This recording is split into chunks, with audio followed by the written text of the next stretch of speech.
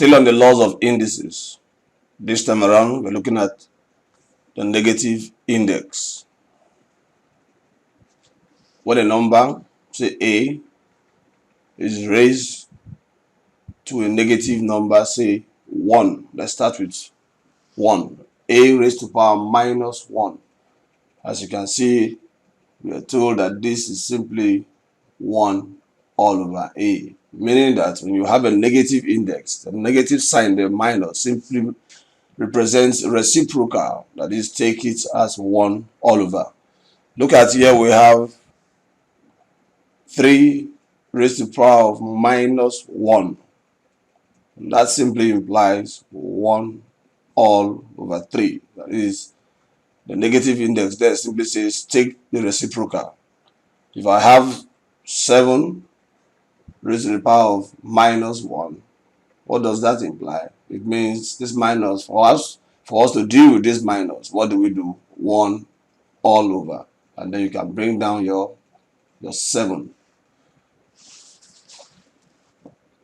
Next. What about if we have a fraction? I have a fraction, as indicated here, 7 over 20, everything raised to the power of minus 1. 7 divided by 20 raised to the power of minus 1. The negative index there is simply saying again, take the reciprocal of this, that is 1 all over, and then write out your 7 divided by 20. And of course, you know from our primary school mathematics, it means this is like, say, 1 times 20 over 7. And that gives us what? 20 over 7. So you can look at 7 over 20 all raised to the power of minus 1 as meaning take the reciprocal of this, that is, roll it over and let it become 20 over 7. So that's it there, in neater form. 7 all over 20 all raised to the power of minus 1 is 1 all over 7 over 20, which gives us 20 over 7. Now, let's look at another version of the negative index. So far, we've been looking at when our negative index is just the number 1. We have minus 1. We can also have a situation where we have 7 raised to the power of minus 3 or 5 raised to the power of minus 8. Thereabout. What happens when we have such an expression as A raised to the power of, say, minus n? The same thing is applicable. It simply states in that case, again, that this negative side is saying 1 all over, then A raised to the power of n.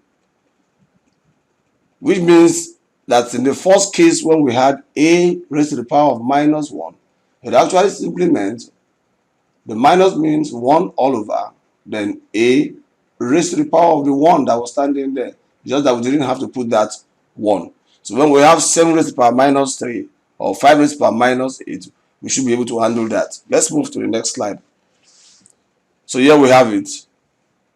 We have A raised to the power of minus n. It simply means the minus says 1 divided by A raised to the power of minus n. The minus sign is simply saying 1 all over, and then bring down your A raised to the power of n. So here we have, and we should simplify 6 raised to the power of minus 2. This is very straightforward, following the rule. 6 raised to the power of minus 2. The rule says, when you see the negative index there, first and foremost, 1 all over. That takes care of the negative index. And then we can write our 6, then raised to the power of 2. So that's it there.